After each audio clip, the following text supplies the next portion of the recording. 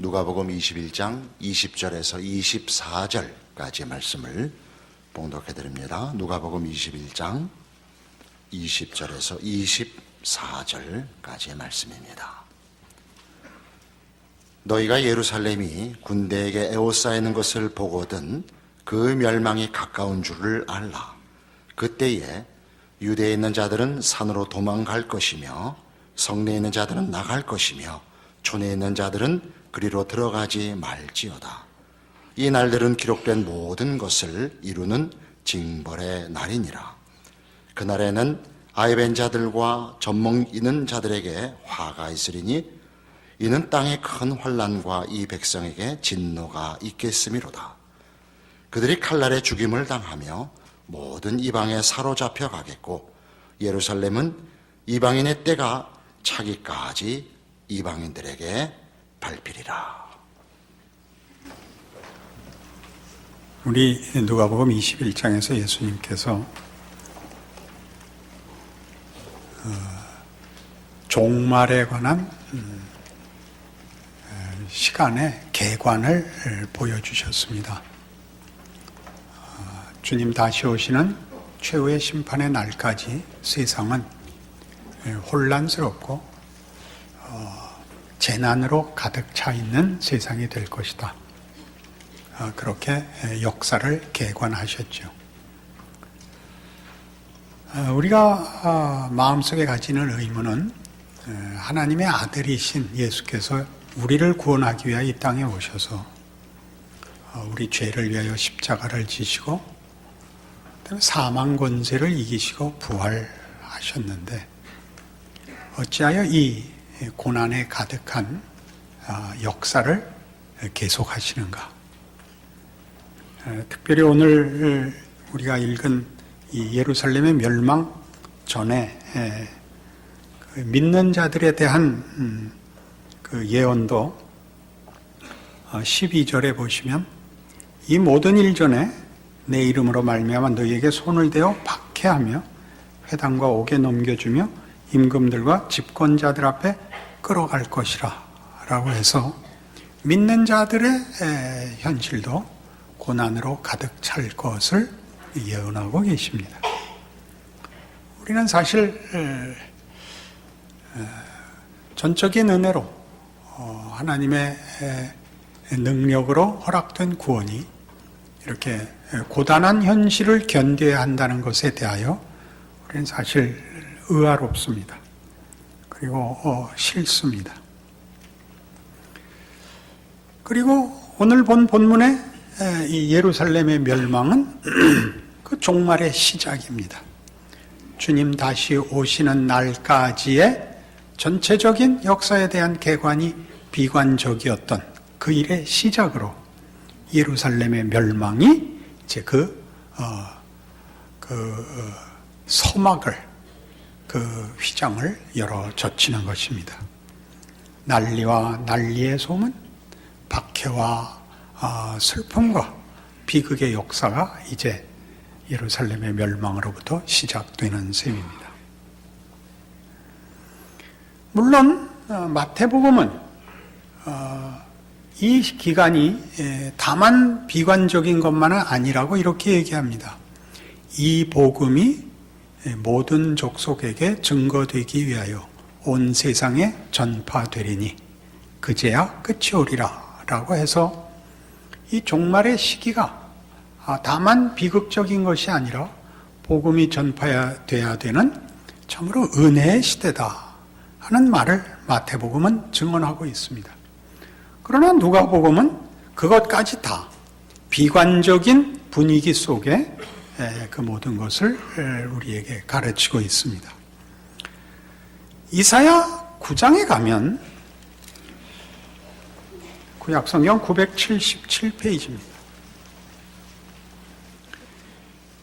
예수님이 오시고 하나님의 통치의 승리를 선언하시는 일과 고난에 찬 현실을 이렇게 묻고 있습니다.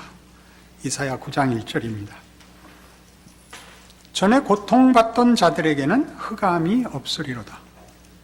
옛적에는 여호와께서 스불론 땅과 납달리 땅이 멸시를 당하게 하셨더니 후에는 해변 길과 요단 저편 이방의 갈릴리를 영화롭게 하셨느니라. 흑암에 행하던 백성이 큰 빛을 보고 사망의 그늘진 땅에 거주하던 자에게 빛이 비치도다. 주께서 이 나라를 창성하게 하시며 그 즐거움을 더하게 하셨으므로 추수하는 즐거움과 탈취물을 나눌 때의 즐거움 같이 그들이 주 앞에서 즐거워하오니 이는 그들이 무겁게 맨 멍에와 그들의 어깨의 채찍과 그 압제자의 막대기를 주께서 꺾으시되 미디안의 날과 같이 하셨음이니이다. 어지러이 싸우는 군인들의 신과 피 묻은 겉옷이 불에 섭같이 살라지리니 이는 한 아기가 우리에게 낳고 한 아들을 우리에게 주신 바 되었는데 그의 어깨에는 정사를 메었고 그의 이름은 기묘자라 모사라 전능하신 하나님이라 영전하시는 아버지라 평강의 왕이라 할 것임이라. 그 정사와 평강의 더함이 무궁하며 또 다윗의 왕좌와 그의 나라에 군림하여 그 나라를 굳게 세우고 지금 이후로 영원히 정의와 공의로 그것을 보존하실 것이라. 만군의 여호와의 열심히 이를 이루시리라.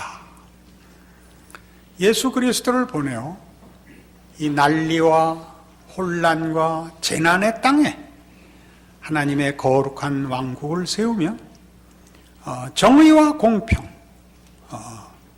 평화와 행복을 허락하시겠다고 약속하십니다.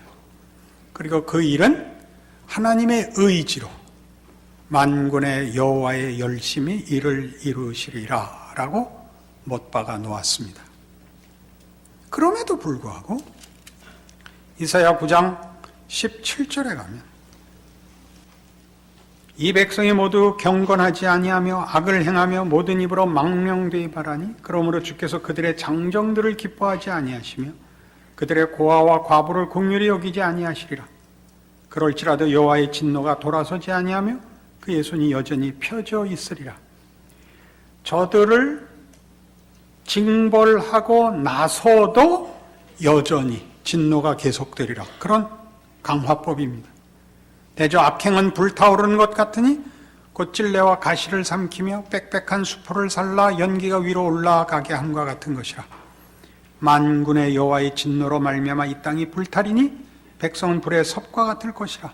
사람이 자기의 형제를 아끼지 아니하며 오른쪽으로 움킬지라도 줄이고 왼쪽으로 먹을지라도 배부르지 못하여 각각 자기 팔의 고기를 먹을 것이며 므낫세는 에브라임은 므낫세를 먹을 것이요 또 그들이 합하여 유다를 치리라.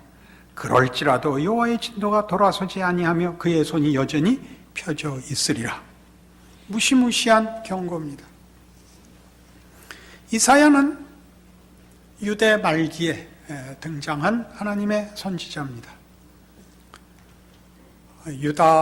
남왕조 유다가 하나님을 제대로 섬기지 않고 배신하여 자기 멋대로 사는 데 대한 하나님의 징벌을 예언한 선지자입니다. 너희가 망할 것이라. 너희 나라가 하나도 남김없이 망할 것이라. 그러나 내가 내 아들을 보내어 하나님 나라를 완성하리라. 그러니까 그 진노와 심판의 예언 속에 등장하는 것입니다. 너희들이 잘못했지만 결국 내 아들을 보내어 너희를 정결케 하며 은혜로 구원할 것이라. 그러나 처음에 예언했던 하나님의 진노는 여전히 계속되리라. 이렇게 되는 셈입니다. 같은 이사야 11장에 가도 동일한 내용의 얘기가 나옵니다. 이새의 줄기에서 한 싹이 나며, 이새는 다윗의 아버지입니다. 그러니까 다윗이 가지는 왕권의 그 상징성, 영원한 통치, 의로운 통치는 이제 메시아의 한 예표가 되기 때문에 이게 메시아의 탄생에 대한 예언은 다윗과 늘 연결됩니다.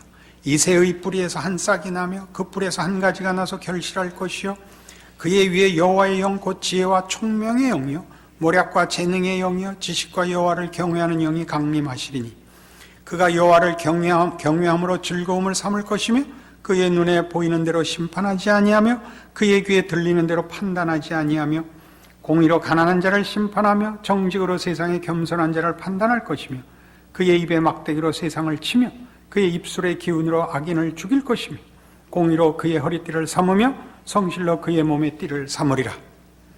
다윗 왕권으로 예표된 메시아의 정체성, 메시아의 사역, 메시아를 통한 하나님의 약속을 보여줍니다. 그리했을 때, 메시아로 인한 하나님의 통치가 완성됐을 때가 이제 6절 이하에 나옵니다. 그때 이리가 어린 양과 함께 살며 표범이 어린 염소와 함께 누우며 송아지와 어린 사자와 살찐 짐승이 함께 있어 어린아이에게 끌리며 암소와 곰이 함께 먹으며 그것들의 새끼가 함께 엎드리며 사자가 소처럼 풀을 먹을 것이며 젖 먹는 아이가 독사의 구멍에서 장난하며 젖된 어린아이가 독사의 굴에 손을 넣을 것이라. 내 거룩한 산 모든 곳에서 해됨도 없고 상함도 없을 것이니 이는 물이 바다를 덮음같이 여호와를 아는 지식이 세상에 충만할 것임이니라. 여호와를 아는 지식의 충만, 이것이 메시아가 와서 이룰 그 영원한 나라, 하나님의 의로운 통치의 나라의 가장 중요한 본질적 내용이 됩니다. 이것을 우린 앞에 있었던 9장과 이렇게 엮을 수 있습니다. 이스라엘의 잘못을 징벌하시는 하나님, 저들의 잘못을 용서하시지 않는 하나님은 저들을 근거로 삼지 않고 하나님의 의로우심과 자비하심과 신실하심을 근거로 하는 그의 나라를 세울 것입니다. 그것은 그가 그 아들을 보냄으로써 그 의지와 그 약속의 신실성을 우리에게 증거로 삼고 있고 결국 이루어질 나라입니다.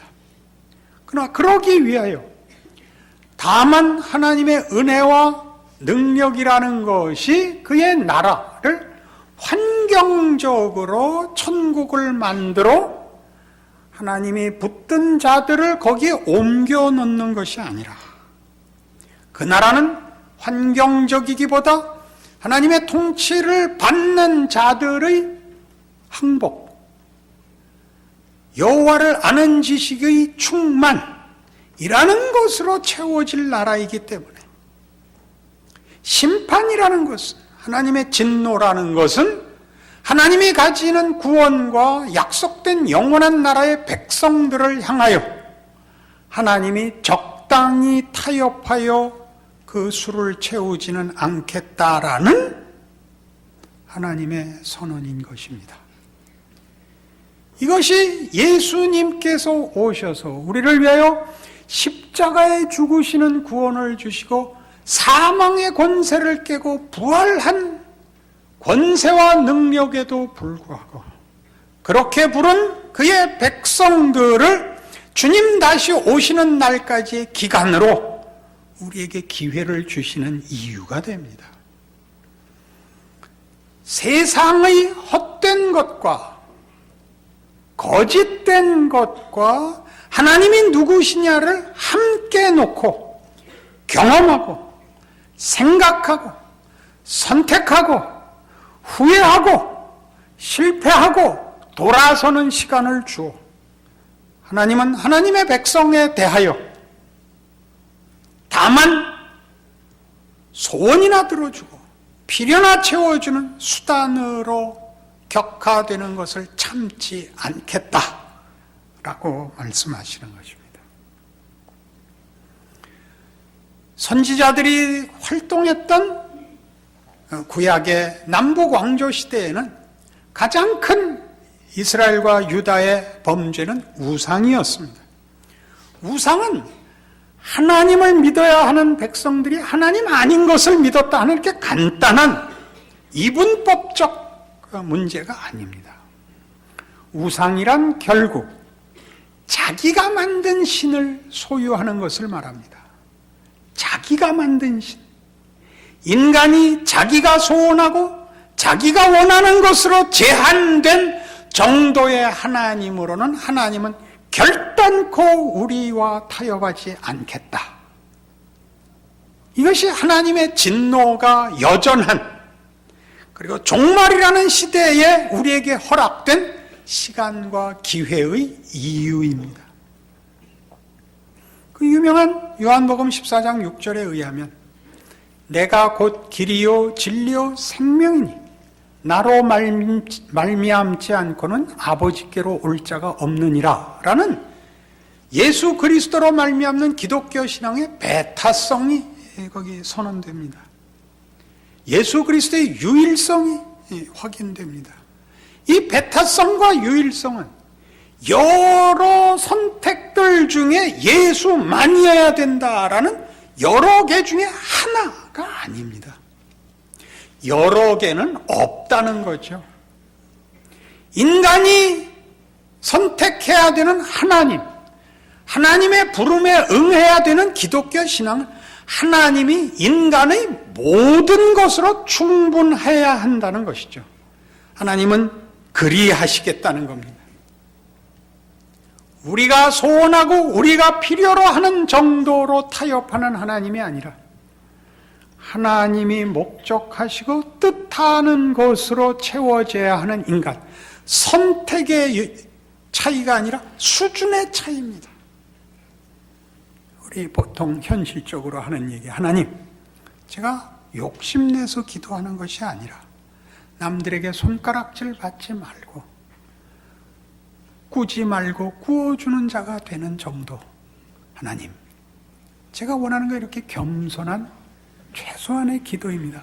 그거 하나님 화해하지 않겠다는 겁니다. 난 그 정도의 하나님으로는 너의 하나님 되지 않겠다. 이 세상이 가지는 현실적 위협, 현실적 필요와 대비하여 인간이 육체를 가지고서 그 이상 저항할 수 없는 죽음, 고통, 배반, 비극 이라는 것을 넘어서는 항복, 그리고 내가 너를 인도하고 너에게 나를 알리고 너희에게 요구하겠다. 이것이 종말입니다. 모든 신자가 사는 인생이지요.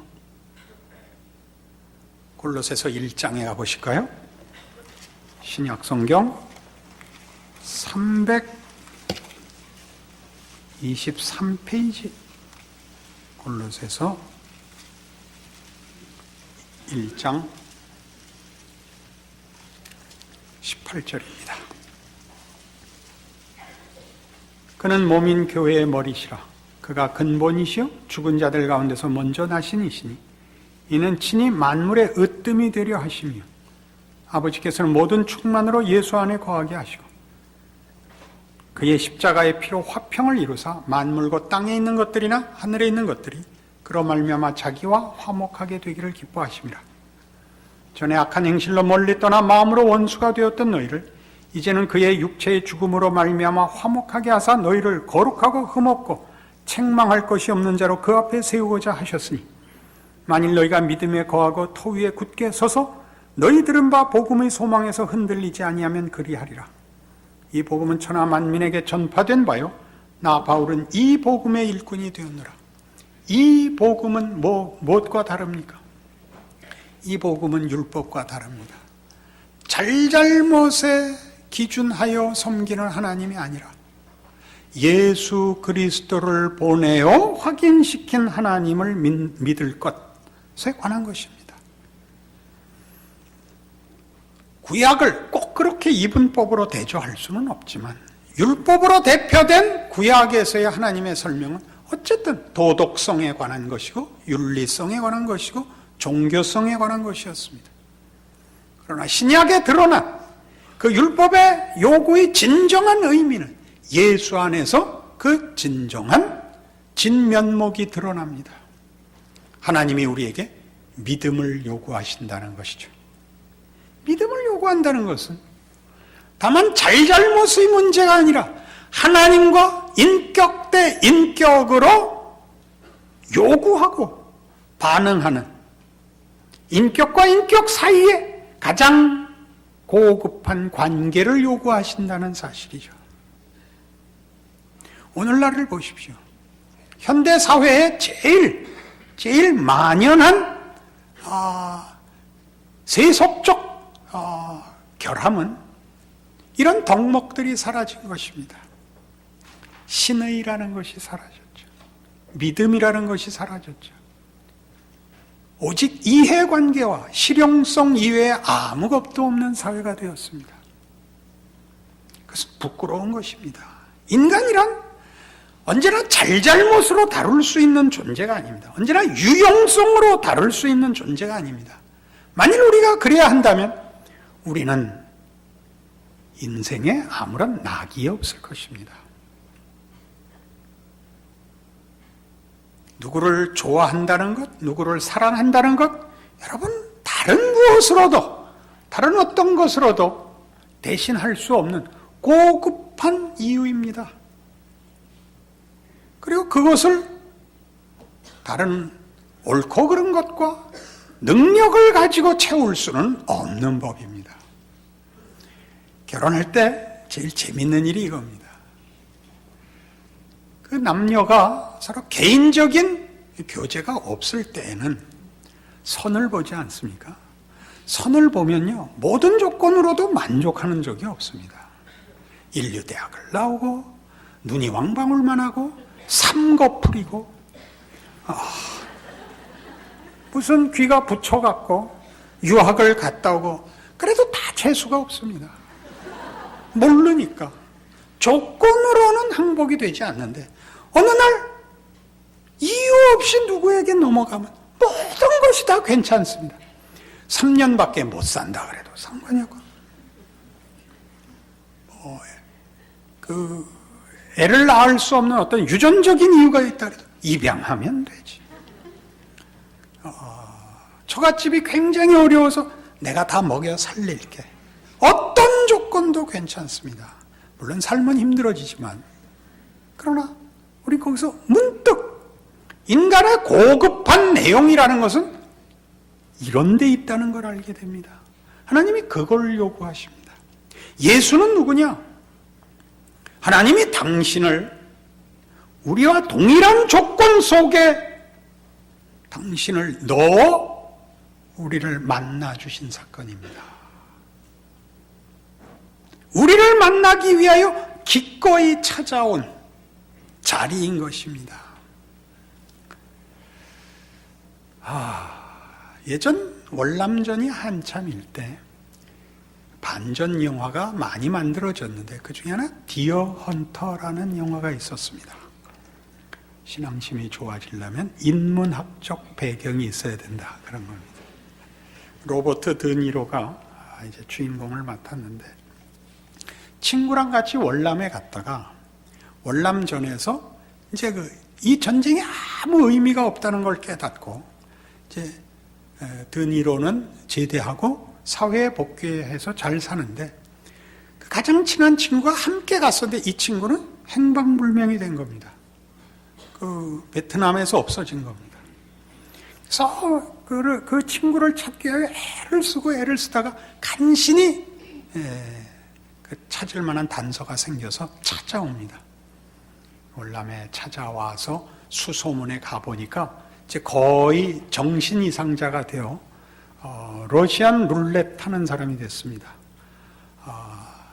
그 리볼버 권총에 총알 하나만을 넣고 이렇게 탄창을 돌린 다음에 돈 내고 서로 자기 머리 쏘는 게임 말입니다.